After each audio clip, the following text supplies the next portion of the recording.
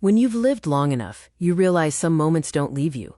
They stick to your mind. They wake you at night. They make you question reality, your sanity, and everything you believe. This is one of those moments. My name is Sarah Collins, and this is the story of the day a newborn, a baby barely 8 weeks old, looked right at me and called my name. Wind rustles through tall maple trees. Camera pans toward a cozy suburban home. Sarah, VO. I had always been close to my niece Emily, so when she had her first baby, little Noah, I promised I would help. I thought I knew what to expect. I thought babies were simple. Eat, cry, sleep. But Noah wasn't simple. Emily is exhausted, rocking baby Noah. Emily, Aunt Sarah, thank God you're here. I haven't slept for 2 nights. Sarah, let me take him. You rest. Emily hesitates, glancing at Noah. Sarah, VO. She had that look new parents get. That fearful love, mixed with something else. Something I didn't recognize at the time.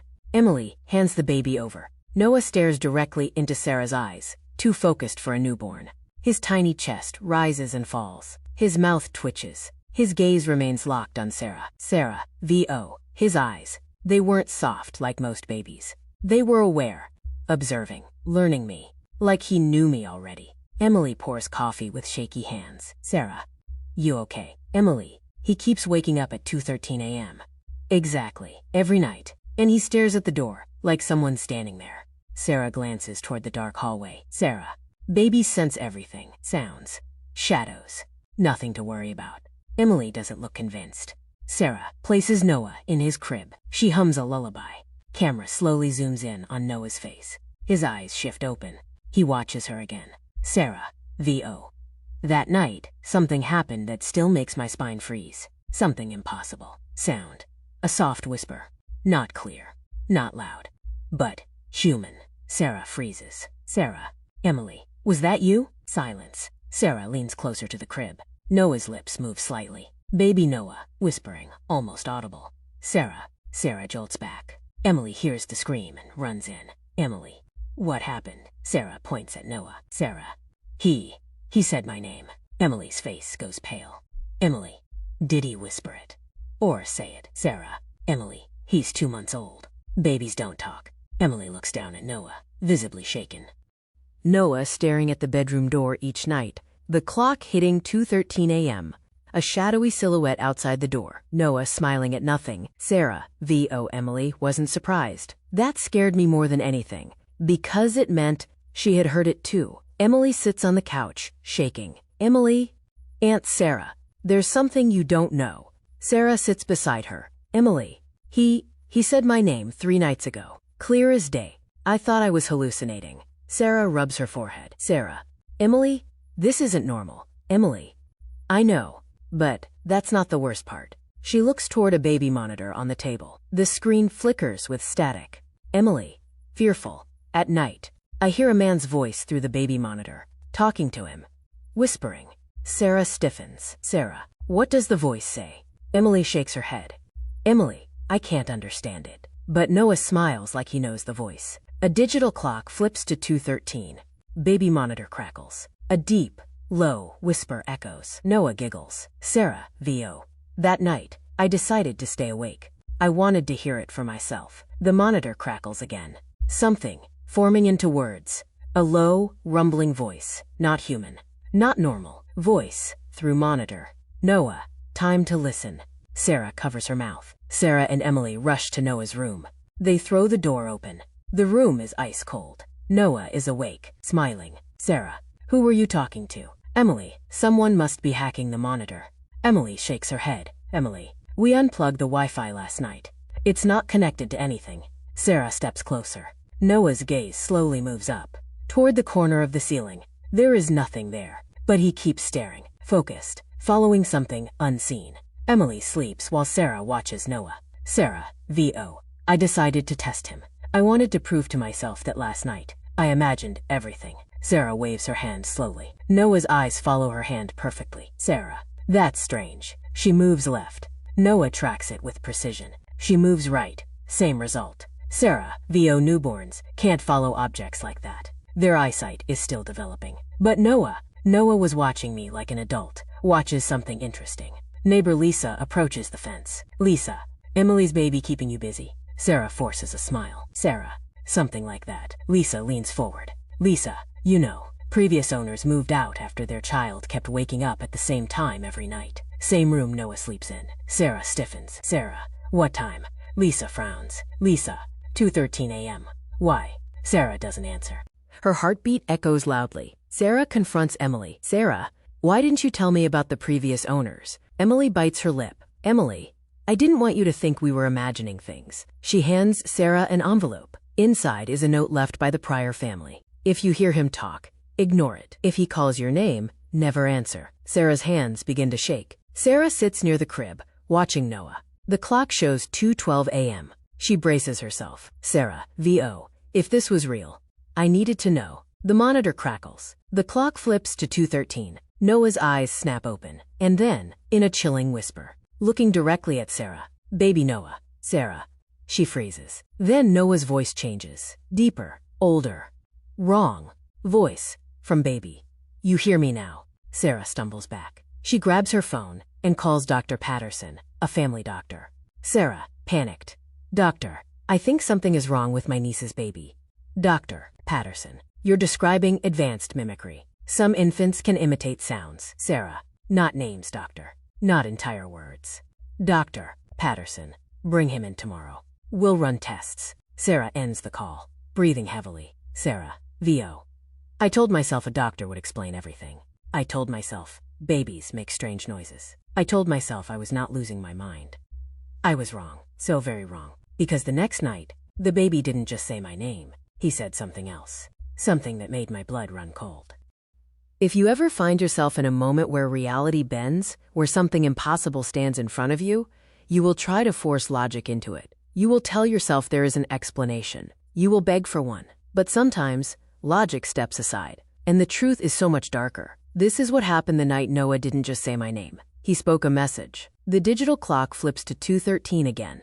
Sarah sits at the edge of the room, trembling. Noah opens his eyes fast, too fast. His pupils dilate like a grown man waking from a nightmare. He turns his tiny head toward Sarah, slowly, precisely. A soft, unnatural smile spreads on his face. Baby Noah, whispering. Sarah. Sarah closes her eyes, tears forming.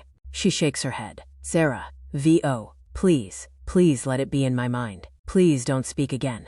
But he does, this time, clearer, older. Wrong. Baby Noah, deeper voice. Don't leave him alone tomorrow. Sarah's eyes snap open. Sarah, what? What do you mean? Noah's lips stop moving, but the voice continues, coming from somewhere else, like it's around her, not from the baby. Voice, he won't be here, if you do. The room becomes ice cold. Noah suddenly starts crying, loud, real baby crying, as if he himself is terrified. Emily rushes into the room. Emily, Sarah. What happened? Sarah. Emily, he said. He said something is going to happen tomorrow. Emily shakes her head fiercely. Emily, Sarah, stop. Don't scare me like this. Sarah grabs her shoulders. Sarah. Emily. He spoke in a grown man's voice. Emily covers her ears. Emily, stop, stop. Just stop. Emily and Sarah sit in silence, coffee cups between them. Neither has slept. Sarah, Emily, we need help. Real help. Emily wipes her eyes. Emily, I already called Mark. He's coming home early. We'll figure this out. Sarah nods. But deep inside, she knows the baby's warning wasn't random. Something was coming. The doctor examines Noah. The room is quiet, calm, normal. Noah gurgles, looking like any other healthy baby. Dr. Patterson.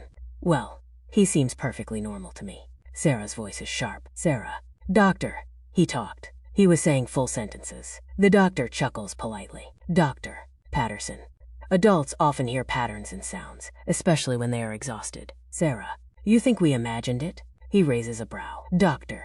Patterson, I think you need rest. Emily forces a weak smile. Sarah glares. When they leave, the doctor scribbles something on his pad. Patient guardian appears overstressed. Possible auditory hallucinations. Sarah sees it through the glass door. She stops, stares. Sarah, VO. He didn't believe us. No one would. But that night, no one needed to believe us, because the house itself would show the truth. Mark arrives home, tense. Mark. Okay, what's going on? Emily looks at Sarah helplessly. Sarah. Mark. Noah talks. At 2:13 a.m. every night. There's a voice. Someone talks to him through the monitor. Mark rubs his face. Mark, we're changing rooms. Tonight he sleeps in our room. No monitor. No hallway shadows. No creepy nursery stories. Sarah knows it's a bad idea. Very bad. Noah's warning rattles in her head. Don't leave him alone tomorrow. Emily and Mark place Noah in a bassinet. Sarah sits in a corner chair, unable to leave. Mark, Sarah, go sleep. We'll handle tonight. Sarah, Mark, please. At least keep a lamp on. He sighs but nods. The house falls silent. 1 a.m., 1:30 a.m., 2 a.m. Sarah forces her eyes open. 2:12 a.m. Her heart pounds. 2:13. Everything is calm. Too calm. Noah sleeps. No voices. No whispers. No shadows. Mark snores softly. Emily shifts in bed. Sarah stands slowly. Sarah, VO. Maybe it was over. Maybe the change of room fixed it. She exhales shakily. But then, Noah's bassinet begins to rock. On its own, not a gentle sway, not a natural vibration, but a slow, deliberate push. Forward, back, forward, back. Sarah freezes. Sarah, Emily, Mark, wake up. The bassinet rocks harder. Emily wakes and screams. Emily, Mark. Mark jumps up and grabs the bassinet, but the moment he touches it, it stops. Completely still. Silence. Except Noah is smiling, staring at the corner of the room. A cold breath of air brushes past Sarah's cheek. The lights flicker. A whisper. Voice. Disconnected. Echoing. Too late. Emily grabs Noah and holds him tightly. Emily, why are you doing this to us? The whisper responds. Voice. He knows me. Noah suddenly turns his head, following something walking across the room. Emily paces, crying. Mark checks windows and doors. Mark, someone was in here. Has to be. A draft. Some sort of vibration. Sarah, a draft doesn't rock a bassinet, Mark. Mark glares. Mark, then you tell me what's happening. Silence. Sarah swallows hard. Sarah, this started before I came, didn't it? Emily stops pacing. Tears build. Emily. Yes. Mark looks confused. Mark. Emily. Emily sits down, trembling. Emily. The day Noah was born, the nurse held him, and he looked at me, looked through me, and smiled. Mark frowns. Mark. Lots of baby smile early. Emily. Emily. It wasn't a baby smile, Mark. It was knowing. Sarah sits beside her. Sarah. What else happened, Emily? Emily wipes her face. Emily. The nurse whispered, he's one of the aware ones. Then she walked away. Sarah stiffens. Sarah. What does that mean? Emily shakes her head. Emily. I don't know. She quit the next morning. Sarah convinces Emily and Mark they need answers. A clerk checks the system. Clerk. The nurse assigned that day was Madeline Shore. She pauses. Clerk. She passed away last month. Car accident. Sarah steps back. Emily gasps. Mark lowers his head. Sarah. VO. Dead. Just like that. The only person who said anything meaningful was gone. But her final words, the aware ones, kept echoing. We needed more. Sarah digs through old medical journals. Emily flips through articles. Mark searches online.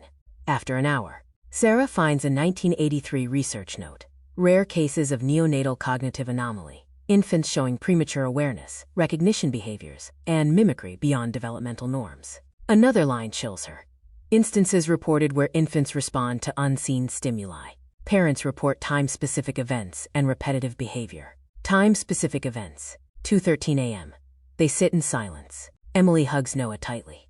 Mark. So our son is some kind of anomaly? Sarah. No. Something is communicating through him. Emily looks horrified. Emily. No. Don't say that. Sarah turns to face her. Sarah. Emily. The voice said. Don't leave him alone tomorrow. It warned us. Tonight. It said too late. Mark stiffens. Mark. Too late for what? Sarah looks out the window. Sarah. VO. I didn't want to say it, but I knew. Because ever since noon, Noah had stopped making eye contact. He wasn't looking at us anymore. He was looking past us. The house feels heavier, silent. Noah lies awake in his crib, not crying, not laughing. Just staring at the doorway. Emily sits beside him. Mark stands guard. Sarah watches from the hall. Sarah. VO. Something was coming. Something the voice tried to warn us about. But we didn't understand the message. Not until the clock hit 2:13 a.m. again. The lights flicker. The baby monitor, unplugged, turns on. Static. Then, a voice. Different. Stronger. Almost desperate. Voice. urgent, raspy. Get him out. Now. Emily screams. Mark grabs Noah. Sarah runs toward the door. And suddenly, boom, the entire house shakes, like something slammed against it. The lights go out. Noah shrieks, not like a baby screaming, but like he's in pain. The voice returns. Voice louder. Take him out. Sarah runs to the front door, but it slams shut on its own. Mark tries the back door, locked. Deadbolts turning by themselves. Sarah screaming. Letty's out. Another slam. The house shakes again. Dust falls from the ceiling. Emily cries hysterically, holding Noah. Emily, please, please stop. You're scaring him. Then Noah suddenly goes silent, completely silent. He lifts his tiny arm and points at the wall. Everyone freezes, because a shadow, a tall, distorted shadow, stretches across the room. The voice whispers one final time. Voice, run. The shadow lunges forward. Police cars. Paramedics. The house partially burned from a sudden electrical explosion. Firefighters extinguish a small blaze inside the nursery. Sarah, Emily, Mark, and Noah stand wrapped in blankets. A firefighter approaches. Firefighter. You're lucky. If you'd been inside one more minute, the wiring in that wall would have detonated. You all would have. He doesn't finish. Emily collapses into Mark's arms. Sarah stares at Noah. Noah looks right at her. For the first time in hours, his eyes soft. Normal. Like a baby. He reaches out and touches her cheek. Baby Noah, soft whisper. Safe. Sarah covers her mouth. The family waits for clearance. Sarah sits alone for a moment, her hands trembling. Sarah. V.O. The voice. That presence. Whatever warned us. It wasn't trying to hurt Noah. It was trying to protect him. Protect all of us. But from what? I still don't know. I don't know if the shadow that night was something evil or something trying to reach him. All I know is Noah stopped talking after that night. No more whispers. No more strange moments. No more 2:13 a.m. incidents. He grew up normal. Yet sometimes, when I tuck him into bed, he stares at the corner of the room, just for a second, and smiles. And I remember the voice, the warning, and I wonder if the one who protected us that night is still watching him.